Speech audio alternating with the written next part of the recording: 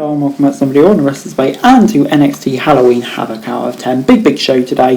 Like some absolute stacked matches. So without further ado, we're going to get straight into it and we kick things off with the hosts Shotzi and Quincy Elliott, as well as Chucky the Haunted Doll, to get hype, but no thing gets hype more than them for the show, with a 5-man ladder match for the North American title. Lee and Carmelo went after each other while Mensa and Fraser teamed up against Von Wagner and hit double super kicks early on. Ladders came out and Fraser sent Melo into one of them in the ring as the match went on. Wagner powerbomb Fraser into a ladder in the corner before clearing the ring. Fraser then returned to put Von Wagner through a giant ladder set up horizontally at ringside. Wesley cleared the crowd with a big dive, but Von Wagner recovered and stopped him from climbing before tossing him outside onto the announcer's desk. Wagner made the climb, but Fraser sent him down before they rolled outside the ring. Mensa and Fraser then teamed up with a mini ladder and sent Wagner over the barricades before burying him under the ladder. Mensa and Fraser then made the climb before Melo came back and took them out. Lee returned and stopped Melo from climbing before two started slugfest. Melo was dropped on the horizontal ladder and Lee made the climb for the final time, grabbing the North American title.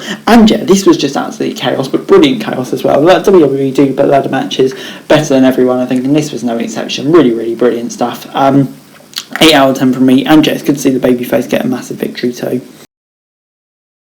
We then saw Toxic Attraction arrive at Howard Fire's House of Horrors, and JC Jane was refusing to get out of the car while Gigi Dolan was really excited. They somehow made it inside and decided to split up to find out, but Jane got taken out first before Dolan ran into Chucky. She put up the fight but ended up in what looked like Alba's freezer. Meanwhile, Rose almost took Alba down, but a creepy zombie came out and attacked her from behind. Jane and Dolan tried to save Rose, but crawled out and they were hit with a baseball bat before Alba drove Rose off. And yeah, this was definitely very interesting. I was wondering where it's going. I mean, the storyline was alright, but obviously it continued on later, so yeah, I'll kind of give my more fuller thoughts later on. But anyway, it's time for Grayson Waller versus Apollo Crews in a casket match next. Waller and Crews fought their way out and Latta got a big Dorothy kick on the floor before they headed back to the ring. Waller sent Apollo outside and onto the casket from the apron before the lights went out. When they came back on, the casket door was broken and Apollo used distraction to send Waller into the steel steps into another casket was brought in. Crews and Waller both ended up inside the casket and Waller tried to escape, but Apollo dragged them back. Waller then fell at ringside and Apollo hit a big splash before the two headed back to the ring. Waller did the Undertaker's signature finger across the neck before trying for a tombstone, but it was reversed. Crews slammed Waller into the casket from the apron and closed it to pick up the victory. This gets a 6 out of 10 from me. To be honest, this was kind of a bit weird. Apollo Crews turning into the Undertaker, I wasn't a massive fan of that, but it's just a bit weird. But the rest of the match was decent. Maybe would have given Waller a win though. But anyway, Duke Hudson was the newest student of Andre Chase and instantly replaced Brody Hayward as Chase's favourite. Brody tried to tell Chase that Hudson was not to be trusted, but Andre wanted to give him a chance. Before Pretty Deadly were backstage with Caden and Katana and came out to trash talk the chance before we headed for the next match. But yeah, I think we all know where the Chase stuff is going. But anyway, it's time for Cora Jade versus Roxanne Perez in a Weapons Wild match. Roxanne came at Jade with a skateboard and Jade threw the trash can lid and whatever she could get her hands on at Perez before they headed to the ring. Jade was sent outside and Perez got a dive before bringing out a table.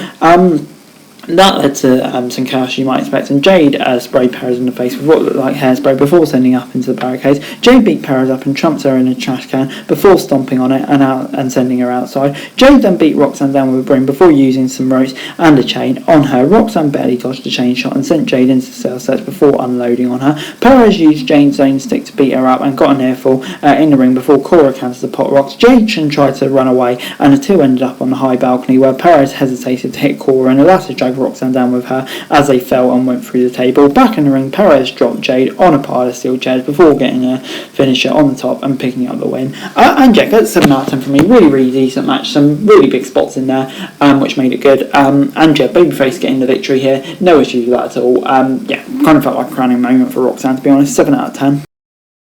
Shotzi and Quincy were out again to hype the show before Lash Legend came out to complain to them. Lash called Shotzi the Green Goblin before saying that they should have done better. Quincy fired back at Lash before Shotzi came with a headbutt and took her out.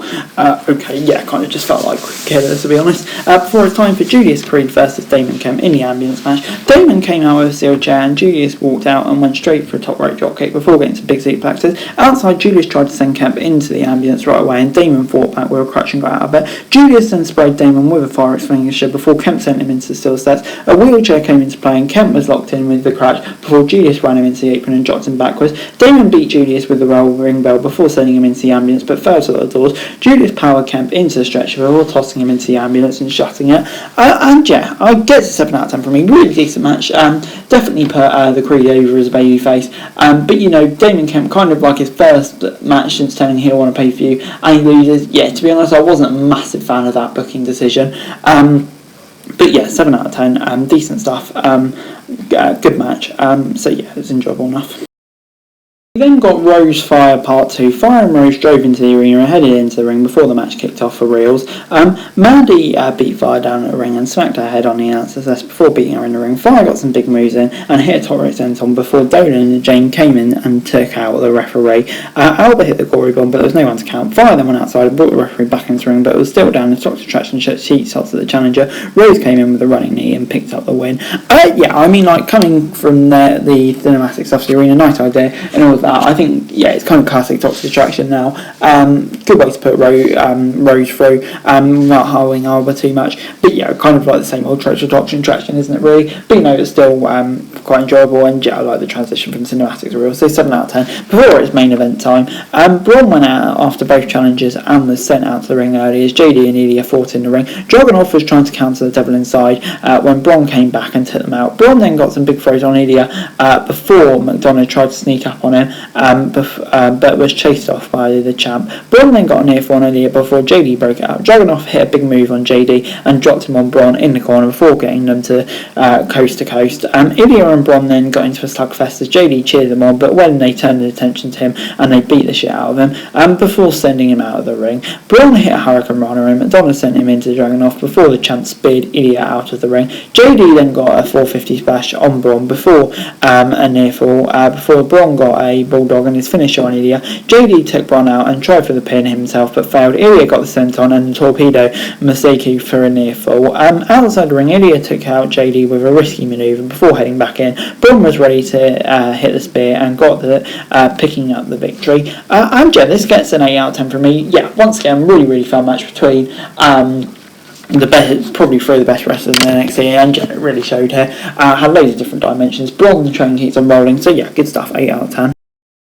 Overall, NXT Halloween Havoc gets an 8 out of 10 from me. Yeah, I actually really enjoyed Halloween Havoc. It was a really good show throughout. The last match is particularly standing out. There's some really interesting booking decision there. Seemed like babyface heavy night, but you know, no issues with it for the most part. Yeah, I mean, like, in some really good matches throughout the card. So yeah, for NXT's first post 2.0 pay-per-view, definitely a success. But anyway, guys, that's it for the video. Thanks very much for watching. Remember to like, share, subscribe. Leave me thoughts, comments down below. And if you want to see the show for daily wrestling news and subscribe to the channel, I would greatly appreciate it. Thanks very much for watching. Peace out.